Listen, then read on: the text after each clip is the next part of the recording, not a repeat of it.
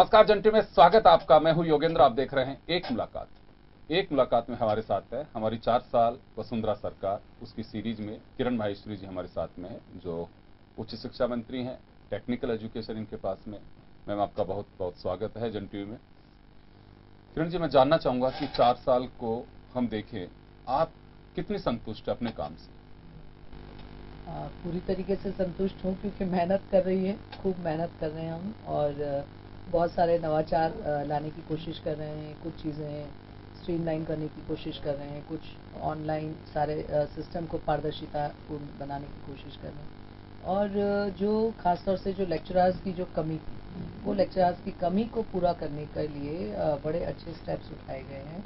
उनकी भर्तियाँ शुरू हो गई, जो कि लंबे समय से ऐसा लगता था कि भर्ती नहीं हो रही है। जो आपने देखा होगा कि पिछली बार जब कांग्रेस का राज था तो एक भी लेक्चरर की भर्ती वाली बात नहीं हुई। जो हमने 2003-08 में जो 456 जो हमने लेक्चरर्स की स्वीकृति लेकर और उसका प्रोसेस शुरू कर दिया था, सिर्फ उस प्रोसेस को कांग्रेस ने पूरा किया, लेकिन नए सिरे से उन्होंने अपने आप से कोई भर्ती, तो हमारे इतना बैकलॉग हो गया।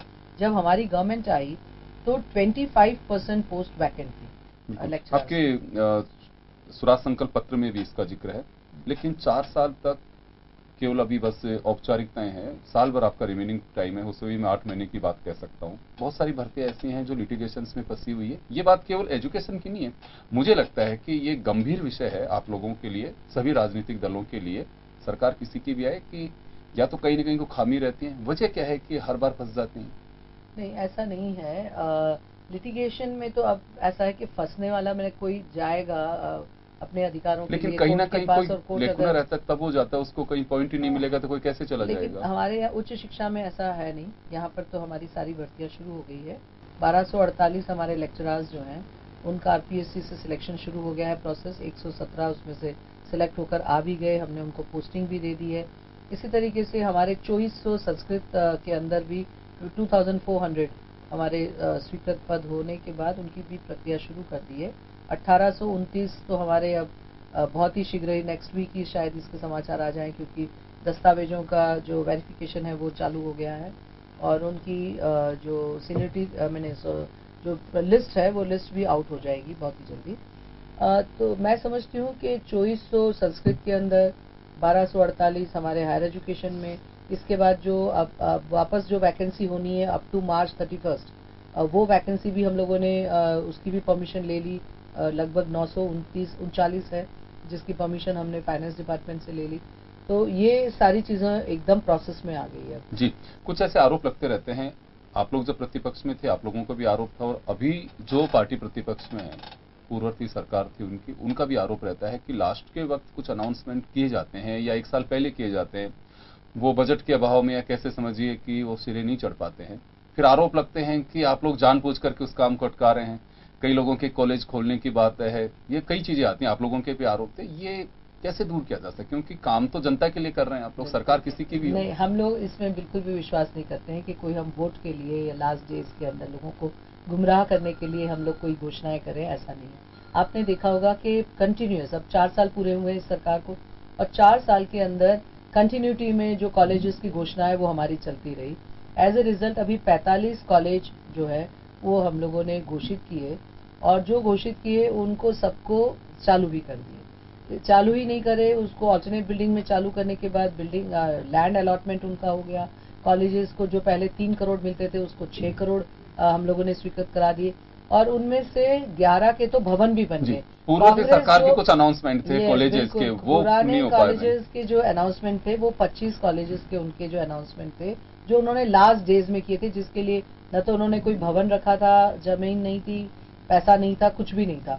वो 25 भी हमने अभी लिए हमारे 45 कॉलेज शायद आप लोगों ने तो हमारे 45 प्लस उनके 25 जो बकाया थे, ऐसे सारे कॉलेजेस की जमीन हम लोगों ने उसमें कर दी है, अलॉटमेंट हो गया है लैंड का, और उन कॉलेजेस को हमने शुरू कर दिए उनकी प्रॉपर जमीन के ऊपर। तो जो उन्होंने छोड़ा था, ऐसा नहीं हमने कोई राजनीति करी, हमने उसको भी टेक ओवर करा, उनको जमीनें दिलाई, कॉलेजेस शुरू कराए, प्लस 45 हमारे अपने कॉलेजेस जो माननीय मुख्यमंत्री जी ने घोषित किए, वो कॉलेजेस को भी हम लोगों ने स्ट्रीमलाइन किया। तो एक तरह से कॉलेज का सिनेरियो अगर मैं कहूँ तो जो हमारी घोषणा थी कि हम लोग एसडीओ हेडक्वार्टर्स के ऊपर उपखंड तहसील के कॉलेज खोलेंगे। कॉलेज यह एक खोलेंगे। छोटा सा मेरा सवाल है, विधानसभा में भी बात आई थी जब एजुकेशन पे, हालांकि दुर्भाग्य है कि उस वक्त प्रतिपक्ष और आपके बीच ठीक नहीं थी स्थिति, तो वो हल्ले और शोरगुल की भेंट चढ़ गया।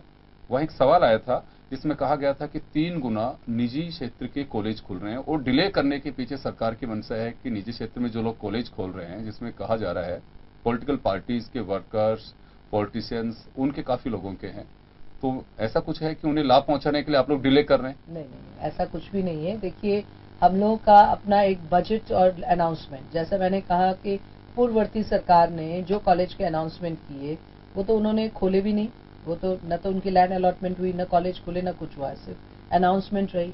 लेकिन हमने अनाउंसमेंट के बाद में कॉलेजेस खोलना शुरू कर दिया, सारे कॉलेजेस खुले। जहां तक सवाल है एसडीओ हेडक्वार्टर्स के ऊपर जो कॉलेजेस खुलने थे, जब हमने चार्ज लिया 46 प्लेसेस थे ऐसे जहां पर हमारे एसडीओ हेडक्वार्टर पे कॉलेजेस नहीं थे, न प्राइवेट थे न सरकारी थे। अभी सिर्फ 22 ऐसे स्थान रह गए जहां पर न तो सरकारी है न प्राइवेट है। तो हमारा टारगेट वही है कि हम उस लक्ष्य को लेके चल रहे हैं आप लोग कंप्लीट कर देंगे इसको? करें आप लोग? बिल्कुल, हमारा पूरा प्रयास यही चल रहा है कि हम इसको कंप्लीट करें। लेकिन पूर्ववर्ती सरकार की गलतियां मत दोहराइएगा आप। नहीं, कम से कम हम तो मैंने कहा बजट ना, एलोकेशन हो या उनकी लैंड बजट, जैसे मैं आपको कहती हूँ कि आप तो लेटेस्ट उदाहरण ले लो, आपका जो बजट 17-18 का बजट था, उसमें माननीय मुख्यमंत्री जी ने 12 कॉलेज बजट के अंदर अनाउंसमेंट किए। जो 12 कॉलेज अनाउंसमेंट किए वो 12 के 12 हमारे चालू हो गए। ऑल्टरनेट बिल्डिंग्स में कोई ना कोई वैकल्पिक व्यवस्था करके उन कॉलेजेस को हमने 12 ही कॉलेजेस हमने चालू कर दिए, इसी वर्ष चालू हो चुके वो। उसके बाद में उनमें से 6 कॉलेजेस के लिए जमीन अलॉट हो गई। उन जमीन अलॉट के बाद उसमें पैसा दे दिया 6-6 करोड़ रुपया उन कॉलेजेस को। तो आप सोचिए कितना फास्ट हमारा काम हो रहा है। हम लोग सिर्फ घोषणा नहीं कर रहे हैं, अभी सबके शिलान्यास होने, सबके शिलान्यास होकर काम शुरू हो जाएगा। मेरा एक लीक से हटके सवाल है, आपको पता नहीं कैसे लगे, लेकिन मुझे लगता है कि आपकी गंभीरता को देखते हो सकता है इस पे आप गौर फरमा रही हो या कभी चर्चा भी हुई हो।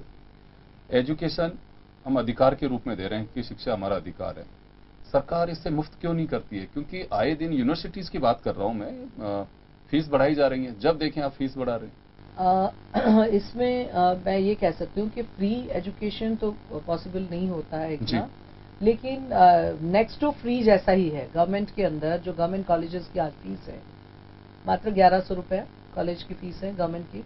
जो आप बीए बीकॉम बीएससी कर रहे हैं उस बच्चे को 1 साल के 1100 रुपये है। और उसमें भी एससी एसटी ओबीसी एसबीसी इन सब के उनको रिम्बर्समेंट हो जाता है स्कॉलरशिप के जरिए, तो सारी चीजें उन लोगों को मिल जाती है। देन उसमें अब आप आगे अगर अपन बढ़ते हैं तो ये जो फीस है वो फीस आपके कॉलेज के चलाने के लिए और वो सब नहीं है, सिर्फ एक प्रतीकात्मक जिसको कहना चाहिए वो ही लिया जा रहा है। तो 1100 कोई वो नहीं। यूनिवर्सिटी का जहाँ तक सवाल है, अगर आप कंपेयर करें हमारे स्टेट यूनिवर्सिटीज को दूसरे सारे प्रदेशों की यूनिवर्सिटी से, तो मैं समझती हूँ कि यहाँ का जो फीस स्ट्रक्चर है राजस्थान का वो काफी कम है। कभी फीस के बारे में ऐसा ज्यादा बढ़ाया तो एजिटेशन हुआ, वापस से रोल बैक हुआ, तो ये कभी भी बढ़ा नहीं। तो ऐसी स्थिति के अंदर कंपैरिजन यूनिवर्सिटीज का तो आप देश भर की और अन्य यूनिवर्सिटी से करेंगे, क्योंकि कोर्सेज वहाँ चल रहे हैं, यहाँ चल रहे हैं सारा। कॉलेजेस का जहाँ तक है मतलब एक तरह से फ्री एजुकेशन टाइप ही है। 50% बच्चों का तो फ्री हो जाता है। नहीं, फीस की बढ़ोतरी को लेकर के तो स्टूडेंट्स से अपना आंदोलन तो बहुत करते हैं। हुई है राजस्थान यूनिवर्सिटी में फीस वो एग्जामिनेशन फी के अंदर जो आया, जिसमें राजस्थान यूनिवर्सिटी हो या जोधपुर यूनिवर्सिटी हो या बीकानेर यूनिवर्सिटी हो, इसके अंदर जरूर हमारे पास में ज्ञापन आए।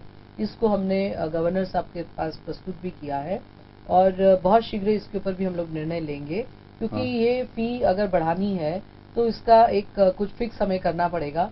हम लोग कितना बढ़ा सकते हैं। अभी जो इन लोगों ने यूनिवर्सिटीज ने बढ़ाई, मैं मानती हूँ कि कहीं डबल कर दिया। लॉ के अंदर जैसे बीकानेर यूनिवर्सिटी में गई, पहले 700 उनकी एग्जामिनेशन फी थी, उसको उन्होंने 2100 कर दिया। तो ये हम भी मानते हैं कि ये गलत है और इसके अंदर सुधार होना चाहिए। तो सुधार के लिए कदम उठाए जाएंगे और बहुत ही जल्दी अच्छे निर्णय लिए जाएंगे, जिसमें हमने गवर्नर साहब का भी खुद का भी ये है कि आप इसके अंदर पूरा इसको दिखवा लीजिए कि कैसे हम इसके अंदर इतना कैसे बढ़ा दिया गया।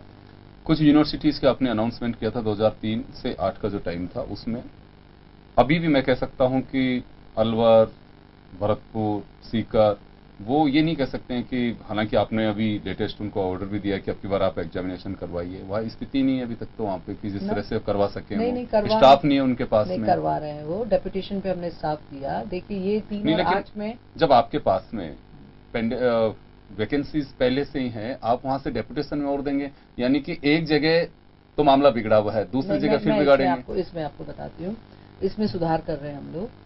ये 3 और 8 के अंदर हमारी 3 यूनिवर्सिटीज डिक्लेयर हुई थी, जिसमें भरतपुर थी, अलवर थी और सीकर थी।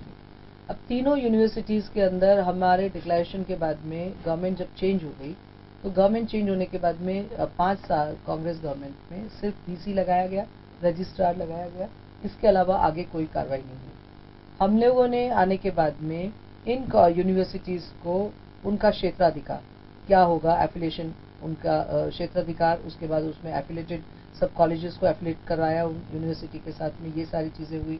देन एग्जामिनेशन का स्टार्ट हुआ।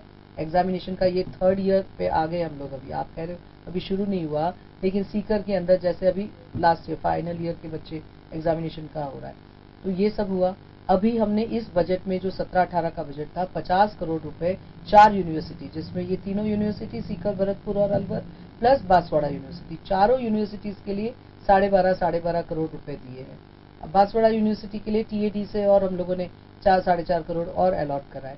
तो इस तरीके से, और जमीनें सबकी अलॉटमेंट करवा दी, तो काफी अच्छी तरीके से। फिर पोस्ट की जहां तक बात आई आपने कहा, उस पोस्ट के लिए भी फाइनेंस से अभी हाल ही में स्वीकृति हमें मिली है, जिसमें हर यूनिवर्सिटी को मिनिमम 5 डिपार्टमेंट्स की परमिशन मिल गई है, और 5 डिपार्टमेंट से उनमें जो टीचिंग और नॉन टीचिंग का जो स्टाफ दिया है वो 30 उन्होंने दिया है। पर डिपार्टमेंट को 6 का स्टाफ दिया है टीचिंग का, और नॉन टीचिंग के लिए 53 ओवरऑल पूरे यूनिवर्सिटी को दिया है।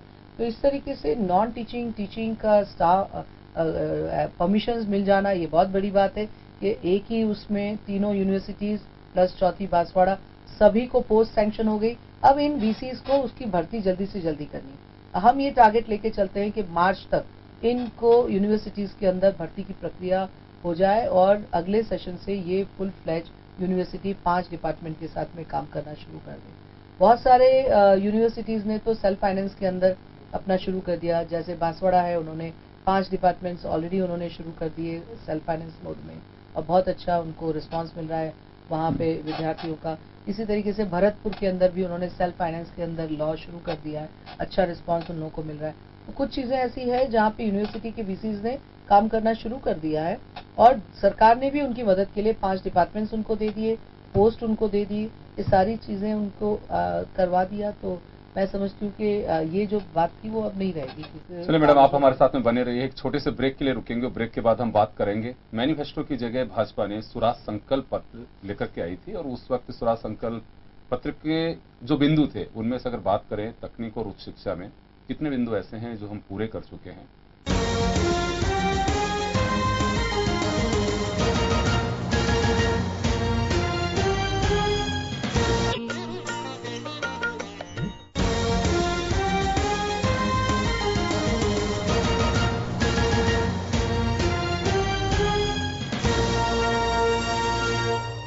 ब्रेक के बाद एक बार फिर आपका स्वागत है। आप देख रहे हैं एक मुलाकात, और एक मुलाकात में हमारे साथ हैं राजस्थान सरकार की उच्च शिक्षा मंत्री किरण माहेश्वरी जी।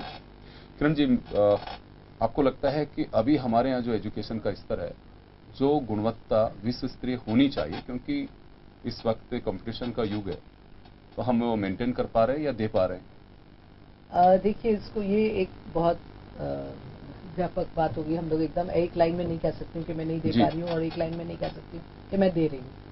लेकिन इसमें ऑलवेज सुधार की तो गुंजाइश हमेशा रहती ही रहती है। जहां तक क्वालिटी एजुकेशन की सवाल है, क्वालिटी एजुकेशन तो देना ही चाहिए, ये तो हर एक किसी को भी पूछेंगे तो सब ये चाहेंगे। लेकिन क्वालिटी एजुकेशन को दे रहे हैं या नहीं दे रहे हैं, ये एक बहुत बड़ा चर्चा का विषय हो जाएगा। हम ये सोचते हैं कि जो मिनिमम रिक्वायरमेंट्स है, लाइक लेक्चरर्स बराबर से एज अनुपात के आधार पर होने चाहिए, स्टूडेंट्स और लेक्चरर्स का जो अनुपात है उस आधार पर लेक्चरर्स होने चाहिए, कैंपस अच्छा होना चाहिए, कॉलेज का एनवायरनमेंट अच्छा होना चाहिए, उसमें फैसिलिटेट कर सके हम लोग स्टूडेंट्स को, इस तरीके का रिसर्च वर्क अच्छे ज़्यादा से ज़्यादा होने चाहिए, उसके ऊपर ज़्यादा ध्यान देना चाहिए, ये सारी चीज़ों का होना चाहिए जी। अब इसमें हमने लेक्चरर्स की भर्ती का काम जैसे शुरू किया, तो इसको अपन कह सकते हैं कि क्वालिटी अच्छी इंप्रूव होगी, क्योंकि और जा रहे हैं आप लोग। हाँ। नहीं, लेकिन वर्तमान की बात करें, क्योंकि वर्तमान देखिए में एजुकेशन को हाँ। हम भी जानते हैं इससे हाँ। कि मतलब ये कह सकते हैं कि हमारा जो इन्वेस्टमेंट है एजुकेशन पे वो व्यर्थ नहीं है। अगर यही पीढ़ी हमारी अगर बेहतर नहीं निकलेगी तो मुझे लगता है कि हम अंधकार में पोजिशन में जिएंगे। तो अभी आपको लगता है कि विश्व स्तरीय जो यूनिवर्सिटीज हमारे यहाँ होनी चाहिए, अब तो होनी चाहिए, आजादी कितने साल बाद है, इतना अच्छा प्रदेश है, या भामाशाहों की कमी नहीं है, फिर भी हम टॉप 10 में शामिल नहीं है अभी? वो एक नहीं, टॉप 10 में शामिल हमारी है, हमारी खुद की नहीं है, लेकिन बिट्स पिलानी है प्राइवेट यूनिवर्सिटी। वो तो बहुत पहले से उन्होंने अपना इस पर एक मेंटेन हाँ, किया हुआ है। हमारे ऐसे तो राजस्थान की है, वनस्थली का भी काफी, वनस्थली पुरानी है, मणिपाल जो है वो आ जाती है इसमें टॉप 100 के अंदर। तो लेकिन एक सरकारी यूनिवर्सिटी का होना, सरकारी यूनिवर्सिटी जो है वो सरकारी यूनिवर्सिटी के भी ऐसा हमारी क्या और भी सारी चीजों को अगर अपन देखें गवर्नमेंट यूनिवर्सिटीज को, तो जो इम्प्रूवमेंट पिछड़े, यानी ये एक दिन की बात नहीं है कि मैं ये इसमें कोई नहीं, मैं ये कह भी नहीं, मैं पार्टी लाइन से अलग हट करके बात चाहता हूँ मैं, क्योंकि प्रदेश का भला होगा। बिल्कुल सही है। तो जो बजट अलॉटमेंट जो होना चाहिए, कोई भी सरकार हो, जो बजट एजुकेशन के लिए जो अलॉट करना चाहिए, वो एटलीस्ट जो टोटल बजट है उसका 3 to 4% होना चाहिए। वेरेज हम लोग देखते हैं कि होता कितना 1.5 से 2% भी नहीं पहुंच पाता है, मात्र 1-1.5% रहता है जो किसी भी राज्य का या केंद्र का बजट होता है। एजुकेशन के ऊपर हम लोग सिर्फ इतना ही दे पाते हैं। एजुकेशन इम्पॉर्टेंट है, और उसके लिए किस तरीके से युवाओं को हम लोग ऐसे अच्छी तरीके से उन्हें ट्रेंड करें, उन्हें अच्छी एजुकेशन दें कि आने वाले समय का वही हमारे राष्ट्र के निर्माण करता है। और राष्ट्र तभी शक्तिशाली हो सकता है जब हमारे युवा अपने आप में हर तरीके से उससे हम लोग पूरी तरीके से तैयार करें। इसलिए मेरा मानना है कि जैसे देश के प्रधानमंत्री जी ने कुछ चीजें शुरू करी, स्टार्टअप इंडिया उन्होंने दिया, मेक इन इंडिया उन्होंने दिया, स्किल इंडिया उन्होंने, ये सारी जो चीजें उन्होंने दी है वो कंसेप्ट के साथ में अब वर्क करना शुरू हो गया। और उस कंसेप्ट के साथ सिर्फ वर्क करने के लिए उन्होंने डिपार्टमेंट्स, अब जैसे स्किल डिपार्टमेंट पूरा एक अलग बन गया, पहली बार हुआ कि एक अलग मंत्रालय बना, केंद्र के अंदर भी अलग मंत्रालय बना है, राज्य सरकार ने अलग मंत्रालय, राजस्थान सरकार ने पूरी स्किल की एक यूनिवर्सिटी अलग से बनाई है। तो अब ये सारी चीजें आ रही है कि जहां पर क्वालिटी के साथ में अगर इसको जोड़े, एजुकेशन प्लस उसकी उपयोगिता किस तरीके से हो सकती है, कैसे वो व्यक्ति अपना खुद का स्वरोजगार कर सकता है। एक छोटा सा मेरा सवाल है, बिल्कुल सही है, स्किल डेवलपमेंट की आपने बात की है, नॉलेज हब की आप लोगों ने घोषणा पत्र कह सकते हैं, स्वराज संकल्प पत्र में आपने जिक्र किया है। नॉलेज हब जहां तक मैं समझ पा रहा हूं कि एक ऐसा समग्र ज्ञान राजस्थान में होगा जो लोग देखने के लिए आएंगे या दूसरे स्टेट से लोग हमें फॉलो करेंगे, तो ऐसा कुछ हम कर पा रहे हैं? इसको आप स्किल डेवलपमेंट, लेकिन तो अदर स्टेट्स में भी हो रहा है ये तो। नहीं, स्किल यूनिवर्सिटी तो अपने यहाँ पर जो हो रही है उसको देखने पर आपको लगेगा, महसूस होगा कि अपने आप में इतनी, इसको देखने के लिए और सारे राज्य के लोग आने शुरू हो। बहुत ही अल्टीमेट इसके अंदर जो काम हो रहा है स्किल यूनिवर्सिटी के अंदर, जिस तरीके के इनके प्लान्स बन रहे हैं, प्रोग्राम्स बन रहे हैं, अब हायर एजुकेशन के अंदर उसको वो लोग स्किल यूनिवर्सिटी चाह रही कि हम हायर एजुकेशन के साथ में इंटरेक्ट होके, और हमारे जो हायर एजुकेशन के बच्चे हैं उनके अंदर स्किल के नए कोर्सेज हम लोग कॉलेजेस के अंदर शुरू करें। जो एक समय था कि स्किल किसको सिखाना है, तो जो ड्रॉप आउट्स हैं, जो 10वीं पास करे 12वीं तक नहीं पहुंचे, उन लोगों को आप स्किल में ले लो, या 12वीं से कॉलेज तक नहीं पहुंचे उनको, तो अब वो ड्रॉप आउट्स वाली स्थिति नहीं रही। अब प्रधानमंत्री कौशल विकास योजना जो लागू हुई है उसके अंदर आप देखिए कि हमारे इंजीनियरिंग कॉलेजेस के अंदर जी स्किल दिया जा रहा है, कोर्सेज इस तरीके के डिजाइन किए हैं कि इंजीनियरिंग के बच्चों को किस तरीके की स्किल। एक मेरा छोटा सा सवाल है, इंजीनियरिंग कॉलेज का आपने जिक्र किया, आपको लगता है बहुत दयनीय स्थिति से गुजर रहे हैं?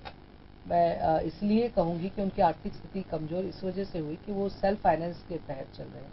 सेल्फ फाइनेंस में जब चल रहे, तो एक समय था जब बहुत ही बूम पर था इंजीनियरिंग, सब लोग चाहते थे इंजीनियर बनना, और इंजीनियरिंग के अंदर स्टूडेंट्स का इंटैक्ट बहुत अच्छा था। अब कुछ वर्षों में अपन ने देखा है कि न केवल राजस्थान बल्कि पूरे देश के सिनेरियो में इंजीनियरिंग कॉलेजेस के अंदर जो एडमिशन है एज ए होल पूरा देखा जाए तो मात्र 40% की सीट्स हमारी भर रही है इंजीनियरिंग की, और गवर्नमेंट की जो इंजीनियरिंग कॉलेजेस है वो फिर भी बेटर है। आपने 2 ऐप शुरू किए हैं, एक तो हेलो इंग्लिश और दिशारी, इनसे किस तरह से कोई बेनिफिट ले पाएगा? ये दोनों ही ऐप शुरू करने के पीछे हमारी सोच ये थी कि हमारे ज्यादा करके ग्रामीण क्षेत्र के अंदर जो बच्चे रहते हैं उनके अंदर नॉलेज बहुत है, बहुत इंटेलिजेंट है, होशियार है बहुत, लेकिन उस सब के बाद में भी जब उन्हें इंटरव्यू फेस करना पड़ता है तो वो इंटरव्यू फेस करने में अपने आप में कॉन्फिडेंस नहीं हो पाता है, क्योंकि इंटरव्यू आजकल आप जानते हैं सब ऑनलाइन इंटरव्यूज होने लगे हैं ज़्यादा करके। उन ऑनलाइन इंटरव्यूज में जब वो अपने आप को प्रॉपर एक्सप्रेशन नहीं हो पाता है, कुछ इंग्लिश में अगर सवाल पूछे जाते हैं उसका बराबर जवाब नहीं दे पाते हैं अंग्रेजी में, तो ऐसी सारी स्थिति के अंदर वो कॉन्फिडेंस लूज होता है और वो इंटरव्यू में सिलेक्शन नहीं हो पाता है। इसलिए एक सर्वे इस तरीके का आया था कि ये सबसे बड़ी कमजोरी है जो हम राजस्थान के बच्चों को नहीं ले पा रहे हैं। ऐसी स्थिति में हम लोगों ने ये जो इंग्लिश स्पीकिंग जो ऐप हम लोगों ने किया है वो अपर के नाम पर है, UPER, है ना, अपर स्किलिंग प्रोफिशिएंसी इन इंग्लिश। तो उसको लेकर जो ये ऐप है वो हमारा राजस्थान के अंदर हेलो इंग्लिश के साथ जो MOU हुआ है उसमें फ्री ऑफ कॉस्ट है। अगर इसे हम अपने इसमें डाउनलोड करते हैं मोबाइल पे, एंड्रॉयड मोबाइल के ऊपर हम इसको डाउनलोड कर सकते हैं। इसमें सारी तरीके से इंग्लिश स्पीकिंग से लेकर प्रोनाउंसिएशन से लेकर आपके इंटरव्यू के लिए जो तैयारी आपको करनी है उसको लेकर सारी तरीके की गाइडेंस है और ये ऐप बिल्कुल फ्री ऑफ कॉस्ट है। किसी से चेक करवाया आपने कि बिल्कुल मेरे सामने कुछ करके देखिए? हाँ, बिल्कुल। हमने इसमें स्टूडेंट्स को हमने इसको 2-2.5 महीने पहले लॉन्च किया था। जो हमारा माननीय मुख्यमंत्री जी ने लॉन्च किया था इसे अपने जो फेस्टिवल था, एजुकेशन फेस्टिवल, उसके अंदर।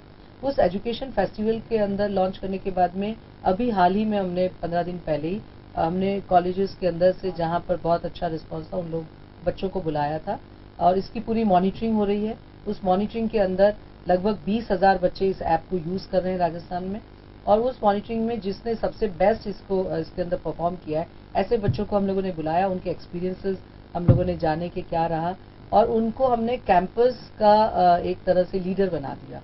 तो वो एम्बेसडर ऑफ दैट कैंपस उनको बनाया गया है जो और सारे बच्चों को भी गाइड करेंगे। इस तरीके का ये किया है।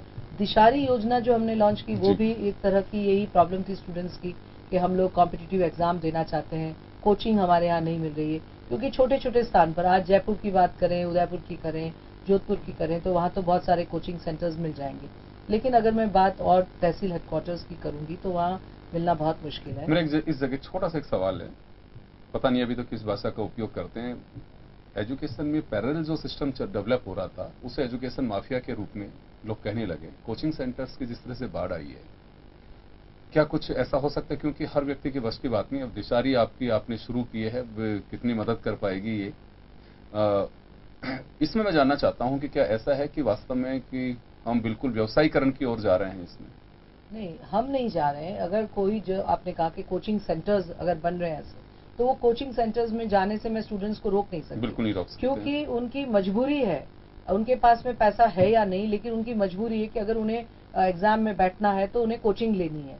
लेकिन अगर सरकार ये सारी सुविधाएं उनको वहीं पर देती है, जो कि मैं समझती हूँ कि सरकार क्योंकि ये सवाल मेरा मैडम इस वजह से है कि बहुत सारे बच्चे हैं कॉलेज में प्राइवेट में एडमिशन लेते हैं कि हम आएंगे नहीं, हम फला जगह कॉलेज कोचिंग में जाएंगे। तो ये सब चल रहा है कि मूल जो हम शिक्षा देना चाह रहे हैं उससे तो वंचित रह रहा है। इसीलिए मैं कह रही हूँ ना कि अब जो ये नवाचार जो हमने शुरू किया है, आपको भी इसकी प्रशंसा करनी होगी। आने वाले समय में सारे लोग इसको मानेंगे। ये दिशारी योजना से जिस तरीके से जो कोचिंग यहाँ पर जो दिया जा रहा है, मैथ्स और रीजनिंग के ऊपर हमने खास तौर से इसके अंदर जोर दिया है। पूरा मॉक एग्जामिनेशंस होते हैं, तो दिशारी योजना एक तरह से बहुत ही हेल्पफुल रहेगी। इसके अलावा आपको पता है स्वयं पोर्टल केंद्र सरकार ने शुरू किया, जो 300 कोर्सेज, आज जो बच्चा कॉलेज में नहीं जा पा रहा है, जिसको उसकी मजबूरी है कि उसे कुछ जॉब करना ही पड़ेगा घर चलाने के लिए, लेकिन वो कॉलेज के ऊपर पढ़ना चाह रहा है, तो वो उसके लिए का फायदा उठा सकते हैं। बेस्ट से बेस्ट लेक्चर्स आपके स्वयं पोर्टल के ऊपर है। उनको अगर लेक्चर्स को हम लोगों ने नेट से हम लोगों ने डाउनलोड किया और अगर हम लोगों ने उसे देखा, हमने उसे सुनना चाहा तो कर सकते हैं। गवर्नमेंट आपकी है, स्टेट में भी है, सेंट्रल में भी गवर्नमेंट है और बड़ी पावरफुल गवर्नमेंट है इस वक्त आपकी। कुछ ऐसा लगता है कि एजुकेशन का जो सिस्टम है या ढर्रा गए आम भाषा में, उसमें कुछ चेंज करने की आवश्यकता है? ऑफकोर्स ये सब चेंजेस ही हो रहे हैं ना। आप ये देखिए कितना रूढ़िवादी था, भैया कॉलेज में जाना है, BA BCom करना है, वापस आ जाना है, तो ये सब चल रहा था, एक ट्रेडिशनल पैटर्न था। अब आप देखिए कि किस तरीके से चेंजेस आए हैं। कॉलेजेस के अंदर भीड़ तो बिल्कुल खत्म सी हो गई थी, लेकिन अब ये सब आपके जितने ये क्लासरूम्स आ गए, अब हमारे स्किल क्लासेस शुरू हो गए, हमारे दिशारी योजनाएं शुरू हो गई। उस 3 साल के अंदर बेस्ट से बेस्ट मैं कितना ले सकता हूँ कॉलेज से, मैं कितना सीख सकता हूँ, जो कि आने वाला समय जो उसका फ्यूचर जो उसे वहीं पर निर्भर करेगा कि कॉलेज का कैसा उसकी स्टडीज होती है, उसी से वो अपना आने वाला कैरियर बनाता है। ओवरऑल डेवलपमेंट और बेटरमेंट के लिए चलाई जा रही है। तो ये चेंजेस होने से बहुत ही फायदा हुआ। चलिए, समय कम है, आपका तो बहुत बड़ा डिपार्टमेंट है। देखिए, यूथ को सीधा आपसे जुड़ा होता है क्योंकि आपके पास में higher education and technical education दोनों आपके पास में है। चुनाव आने वाला जो 1 साल होगा बहुत ही महत्वपूर्ण है पार्टी के लिए, आपके लिए भी, आपके विभाग के लिए भी। तो कितने तैयार हैं? आपकी योजनाएं, आपका जो काम है गुरु शिष्य संवाद हाँ, मैं वो हम शुरू छूट गया मुझसे, वो शुरू लेना था मुझे, बट समय का नहीं, अभाव। वो आपने कहा ना कि यूथ जोड़ना, तो यूथ जोड़ना मैंने यूथ हमारा बहुत सेंसिबल है और बहुत सेंसिटिव भी है। अभी ये अगर इनके मन की बात क्या है वो जाने, हम एक कोर्स शुरू करना है, उसका एजुटेशन करना पड़ रहा है। लेक्चरर नहीं है तो उसका एजुटेशन करना पड़ रहा है। Why education? Without education also we can get many of the things, ये हम कहना चाहते हैं। स्टूडेंट की भूमिका में है तो कितने मार्क्स की अपेक्षा करते हैं आपके 4 साल के जो एजुकेशन का है, और टीचर है तो कितना मार्क्स देंगे? अब वो मार्क्स देने का काम तो जनता जनार्दन का है, वो करेंगे। जी, चलिए, बहुत बहुत शुक्रिया, क्योंकि डिपार्टमेंट काफी बड़ा है और हम यही कहेंगे, आपको हम बहुत बहुत शुभकामनाएं देंगे और आप अपने मिशन में जरूर कामयाब हो। और बस एक मुलाकात में बस इतना ही।